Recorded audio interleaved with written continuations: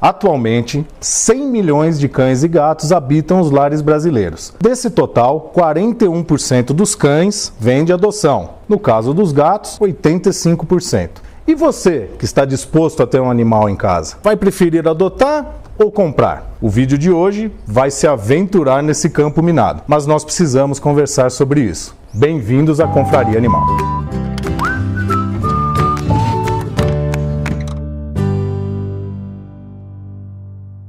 Na quarta-feira, dia 13 de fevereiro de 2019, veio à tona uma notícia que chocou muitos dos que se importam com os animais e que acompanham a vida pet. Um canil no interior de São Paulo, na cidade de Piedade, foi fechado por uma denúncia anônima e nesse canil, infelizmente, haviam 1.500 animais submetidos a situações de pouca higiene, muitos animais com sinais clínicos de doenças, medicamentos sendo utilizados vencidos, ou seja, tudo que a gente não espera de um estabelecimento que trabalhe com animais, tudo contra aquilo que a gente coloca como boas práticas do manejo responsável com os animais. Esse caso trouxe de novo à pauta uma polêmica importante no meio pet que relaciona a adoção de animais e a compra de animais. Nós aqui da Confraria acreditamos que a adoção é um ato de amor. A adoção transforma a vida do animal. O conjunto da prática de adoção transforma também a sociedade. Estima-se que hoje, só na capital do nosso estado, o estado de São Paulo, os números mais conservadores falam em 200 mil animais abandonados. Existem trabalhos que falam até em 1 milhão de animais. Como não poderia deixar de ser, com essa enormidade de cães e gatos abandonados, existem também uma infinidade de ONGs hoje e também de pessoas independentes que passam boa parte da sua vida cuidando desses animais, gastam boa parte do seu orçamento, às vezes o orçamento de casa, no cuidado com esses animais, procurando lares para esses animais e sendo provisoriamente um lar de conforto, carinho, que esses animais tenham uma vida plena e feliz. Aqui na nossa empresa, nós costumamos doar procedimentos cirúrgicos, castrações, alguns tratamentos, medicamentos até, para aquelas pessoas ou entidades as quais a gente conhece o trabalho. Nós aqui também temos um espaço destinado para que essas pessoas ou entidades tragam os animais, para que elas consigam encontrar com mais facilidade um novo lar. Por essas práticas ou por esse contato, a gente conhece bem essa realidade dos protetores animais. E o que a gente pode dizer sobre isso, pessoal, é que a realidade, o dia a dia dessas pessoas, dessas entidades é muito difícil. Quanto mais séria é a pessoa, quanto mais séria é a entidade, mais ela é sobrecarregada. Geralmente pessoas descobrem o trabalho bem feito e aí passam a abandonar na frente da entidade ou da casa delas ainda mais animais. E aquele trabalho que já é difícil de ser feito, custoso financeiramente, acaba muitas vezes se inviabilizando. Então, pessoal, o dia a dia dos protetores, ele é recheado, infelizmente, de episódios de crueldade animal, de abandono. E isso aí faria qualquer um em sã consciência revirar o estômago essas situações e entender o porquê desse trabalho. E, infelizmente, o que acontece na grande maioria das vezes é que você não tem um respaldo do poder público e muitas vezes, infelizmente, nem da própria sociedade. E uma vez inviabilizando financeiramente, grande parte dessas associações, daquelas que fazem um trabalho bem feito, acabam por encerrar as atividades. Na nossa cidade aqui, uma dessas entidades fazia a coisa realmente correta, mantinha os animais corretamente, fazendo toda a profilaxia, vermifugações, vacinações, alimentação em dia. Infelizmente, encerrou suas atividades, foi ao jornal, inclusive publicamente, fazer o anúncio do encerramento das atividades. Isso é muito triste para a gente, porque a gente sabe que ninguém vai ocupar essa lacuna. Convivendo com esse pessoal, é praticamente impossível que esse pessoal que passa por tudo isso, que conhece essa realidade dos animais abandonados, eles se afeiçoem à prática de venda de animal. Então isso é muito compreensível, nós entendemos esse posicionamento e eu acredito que por conta disso muitas campanhas vêm sendo veiculadas, seja televisão, internet, em todos os meios de comunicação, na linha do não compre, adote. Campanhas muitas vezes grandes, bem feitas, né? Ao nosso ver aqui da companhia, fazem todo sentido. Seguindo a lógica dessas campanhas, pela adoção, você diminuiria a quantidade de cães abandonados na rua, traria uma vida nova para esses animais resolveria muito dos problemas de saúde pública relacionados às zoonoses. Dito isso, pessoal, vai o primeiro posicionamento da Confraria Animal. Se puder, dê sempre preferência à adoção. Se você estiver procurando um novo amigo para sua casa e puder dar preferência para a adoção, faça. Por quê? A gente considera que são duas alegrias ou até mais. A primeira, de você ter um novo amigo em casa, a alegria de você transformar uma vida e também de contribuir com a sociedade em que você vive. Então você pode estar se perguntando, tá bom, Ricardo, mas onde está a polêmica então relacionada a essas campanhas? Se elas trazem bem-estar animal, bem-estar social, onde é polêmico esse caso? E aí nós vamos falar um pouco sobre as campanhas que, ao meu ver, andam se excedendo um pouco, que a gente vai discutir a partir de agora. Então você vai ver que a diferença entre as primeiras que a gente viu e essas é muito pequena. É o fio da navalha, eu falo. É igual o medicamento e o veneno. A diferença está na dose, eu acredito. Note que existe aí em todas elas um preconceito quanto aos criadores, um tom raivoso em muitas vezes, em linguagem chula, inclusive, em algumas delas, e um sensacionalismo, e isso nos preocupa muito, pois gera conflito ao invés de gerar soluções. Algumas dessas campanhas vêm se excedendo na generalização da prática de criação. Elas consideram que 100% dos criadores fazem a coisa da maneira incorreta, e isso não reflete a realidade desse setor. Quando vistas por alguém que não é do setor, por alguém que não vive o dia a dia, mas que se preocupa com os animais, essas campanhas geram muito impacto, são imagens fortes, dizeres fortes, né? E geram muito engajamento. E esse engajamento ele gera imediatamente uma polarização, onde você tem de um lado os protetores, de outro lado os criadores, como se eles não tivessem nenhum interesse em comum e te forçando a parecer que você tem que escolher algum desses lados. Isso, inclusive, infelizmente, no Brasil vem acontecendo com tudo que é veiculado. Por exemplo, em política nós temos essa situação, parece que hoje a gente tem que escolher um lado. E a ideia, eu acho que nem sempre isso é necessário. Quando a gente conversa aqui com os protetores, né, que a gente auxilia, é de consenso o seguinte: a ideia desses protetores é fazer o quê? Recolher esses animais, castrá-los, isso é importante, as instituições sérias devem fazer isso. Esse animal então segue castrado para uma nova residência. Esse animal não vai deixar nenhuma descendência. Então vai a pergunta, não seria importante a gente ter a manutenção então da criação dos animais e a perpetuação da relação homem-cão, homem-gato? Se a gente pensar nessa prática, na extinção da criação e somente na adoção, em pouco tempo, questão aí de 1 a 2 décadas, nós não teríamos mais os animais. Todo o setor que a gente trabalha, os clínicos de pequenos animais, então não teriam mais razão de ser. Então é um dos pensamentos que a gente coloca para que você raciocine e amplie um pouco em torno dessa causa importante. Outra coisa que a gente vem notando é a causa animal, ela vem gerando lobbies feitos por pessoas que estavam um pouco fora da mídia, que voltam por conta da preocupação com os animais, políticos, muitos aí em todas as esferas, né, que tem como plataforma a causa animal, se elegem por conta disso, deixando uma dúvida sempre pra gente do engajamento real dessas pessoas ou do benefício que elas estão buscando na proteção animal. Por favor, sem fazer julgamento nenhum, a ideia aqui é um bate-papo, né, pra gente abrir os horizontes. Via de regra aqui, na prática, o que a gente percebe é que aquelas pessoas que realmente realizam, que fazem pelos animais, conseguem muitos lares,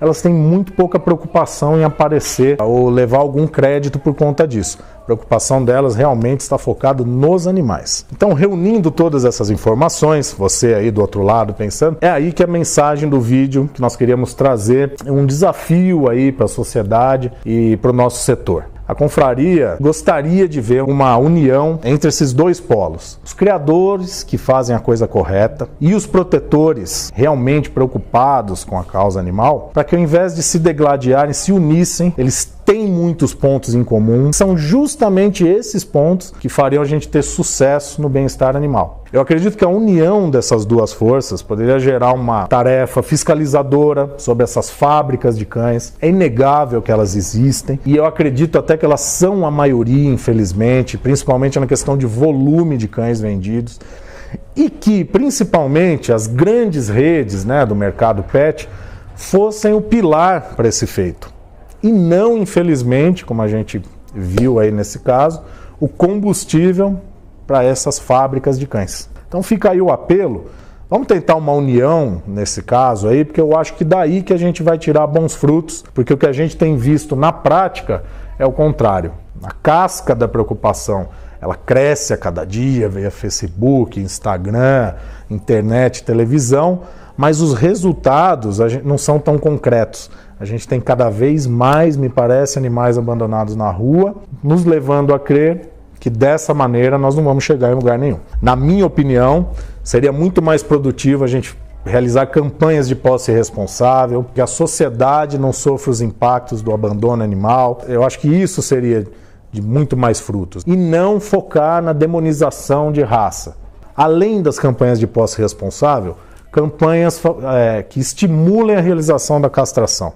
A castração é a principal ferramenta para que a gente resolva esse problema. Uma vez o animal castrado, ele não vai se reproduzir, não se reproduzindo, você não tem o animal abandonado. Focando um pouquinho agora na questão de raça, pessoal. A raça muitas vezes é de extrema importância. Quando a gente fala de animais, por exemplo, e das suas atividades, vamos dar um exemplo, cães de pastoreio. Você sabe que determinadas raças foram selecionadas há muito tempo para isso e ajudam muito no trabalho do campo. São cães de atividade muito plena, é muito bonito vê-los trabalhar, são muito saudáveis, de uma longevidade enorme e extremamente bem cuidado pelos seus tutores. Além de fazer parte da família dessas pessoas, ela faz parte do negócio. Então eles são extremamente importantes e extremamente bem cuidados. Você tem aí os cães Terra Nova, da Guarda Costeira Americana, que fazem trabalho de salvamento em mar. Você tem os cães de esquadrão antibombas, por exemplo, muito pastor malinois. Você tem os cães farejadores, cães de defesa. Cada uma dessas atividades você tem raças que são mais propícias para elas. Vão realizar um trabalho que é importantíssimo para a sociedade. Então, extinguir as raças ou qualquer coisa do tipo, não acredito que haja benefício nenhum nisso. Como colocado desde o começo, a intenção desse vídeo não é fazer ninguém mudar de ideia, e sim ampliar um pouco os horizontes nessa causa tão importante e tão delicada.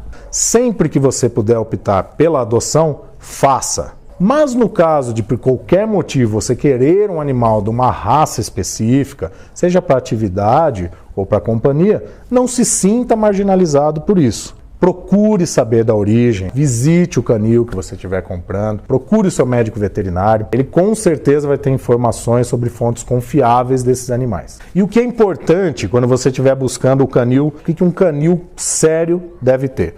Primeiro, claro, instalações onde os animais permaneçam com total higiene, que tem espaço suficiente, que esses animais tenham uma área de recreação, que tenham monitores para acompanhar esses animais. As profilaxias devem ser todas feitas, vermifugações, vacinações, prevenções de pulga e carrapato. Esses canis devem estar filiados a associações de sinofilia, que são as associações que regem as raças. Com isso você vai ter um animal da maneira que você procura e uns canis que respeitem o intervalo entre partos. Enquanto os canis sérios, eles resguardam as fêmeas, elas têm crias intervaladas e enfim, o animal ele é tratado nesses lugares como você trata o seu animal em casa.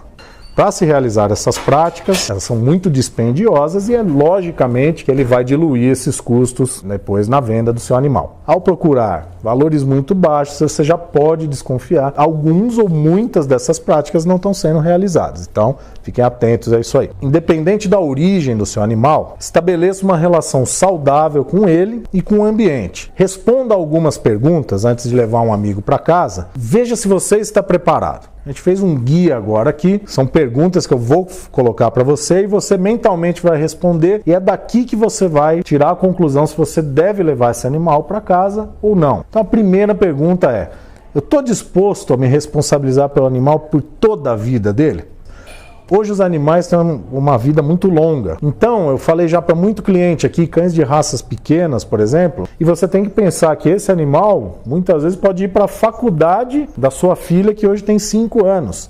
Então, olha o tempo que ele vai permanecer com vocês, as mudanças que a sua vida podem ter nesse período, e ele vai ter que acompanhar como mais um ente da família. Por toda a vida dele, você vai se responsabilizar por ele? Eu tenho recursos financeiros para tanto? Muita gente adota ou compra e não põe isso na cabeça. Que esse animal ele vai ter que passar por consultas, vai ter que ser vacinado, vermifugado, ter uma proteção para pulgas e carrapatos. Podem acontecer acidentes com ele durante sua vida, que necessite de intervenções cirúrgicas, por exemplo. E aí, você vai estar preparado para isso aí? Outra coisa interessante, a minha casa comporta esse animal? A pessoa assiste o filme do Beethoven e se apaixona por um São Bernardo. E mora numa casa, às vezes, com um quintal de 30 metros quadrados. A casa que você tem comporta esse animal na fase adulta? Filhotinho, tudo é bonito. Então, muitas vezes os cães são abandonados por essa questão aqui. Então, a pessoa depois não consegue manter a casa limpa, vira um infortúnio, o animal passa a ter problemas. Às vezes você tem um animal desse de grande porte, com piso frio em casa, então ele fica suscetível a displasias, a rupturas de ligamento, que causam depois cirurgias caríssimas, mal-estar do animal, e aí você, ao invés de ter uma alegria na sua casa, passa a ter um problema para você e para o seu animal. Outra questão importante, eu tenho conhecimento suficiente para levar esse animal para casa? Muita gente leva o animal sem nenhum conhecimento, faz as práticas de manejo todas erradas e aí adoece o animal, aí o animal solta um monte de pelo em casa, não era aquilo que o cara queria, e aí vai levar de novo ao abandono no animal. Então, pessoal, antes, procure aí um médico veterinário, um técnico, né? Converse sobre isso, converse aí sobre porte do animal, necessidades, né? Custos. Com certeza ele vai estar preparado para te passar todas essas informações. Faça isso antes da opção de levar o animal para casa. E por final, uma coisa que parece pouco importante, mas também causa de abandono animal. Todos na casa estão convencidos dessa opção? Muitas vezes o que acontece é que um dos familiares, a esposa, por exemplo, ela se apaixona por um animal ali na feirinha de adoção e leva para casa. Geralmente as crianças gostam muito, mas muitas vezes o cônjuge não. Seja o marido fazendo isso ou a esposa. E aí pronto, né? Mais um infortúnio, aquela pessoa às vezes não tem adaptação com o animal, um dos entes queridos tem uma alergia, por exemplo, enfim, leve tudo isso em consideração. Ao optar por um animal em casa, todos devem estar cientes e todos concordarem com esse posicionamento. Enfim, pessoal, muito obrigado para quem vem nos assistindo. Eu gostaria de agradecer sempre a confiança e o feedback que nos tem dado por esse trabalho. Isso é muito gratificante. Para você, o amigo novo que está chegando, seja muito bem-vindo. Coloque aí suas dúvidas, suas considerações. A questão que a gente abordou hoje é polêmica, então se você quiser colocar o seu ponto ou contraponto, será muito bem-vindo. A ideia do canal realmente é trazer discussão, mas discussão saudável, né? Parar um pouco com a polarização, abrir os horizontes para escutar um pouco o outro, que aí sim eu acho que a gente vai conseguir chegar num resultado mais legal. Semana que vem com mais vídeos, se inscreva no nosso canal e dê um joinha esperto para a gente trazer cada vez mais conteúdo. Um grande abraço a todos.